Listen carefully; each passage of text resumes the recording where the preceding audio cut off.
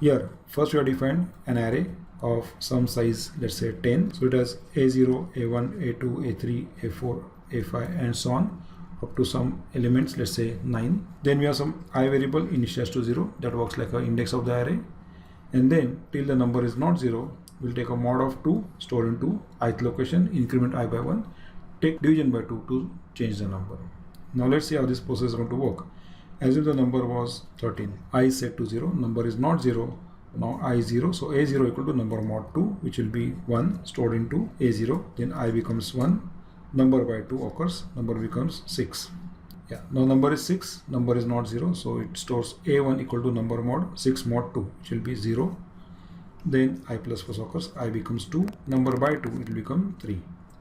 Then number is not 0, number is 3, so 3 mod 2 stored into A2, which will be 1, number I plus plus, I increments to 3, number by 2, number will change to 1, again number is not 0, 1 mod 2 stored into 3, which will be 1, again I plus plus occurs, I becomes 4 and number by 2 occurs and number becomes 0.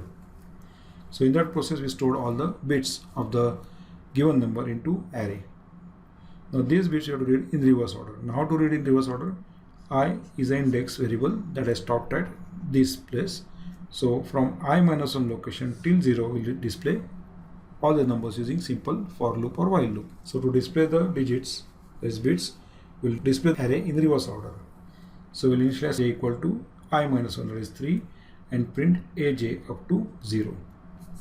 So j set to 3, condition is true, it prints a3, so it prints 1. Then there's a space over here in the output, so there will be just a single space over here.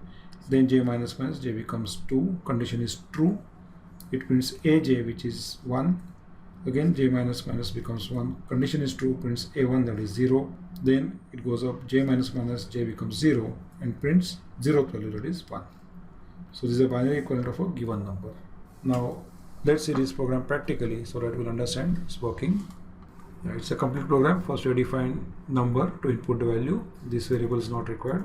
Then we have I variable for looping, j variable for looping, a is an array to hold the bits. Then we input the number as no variable.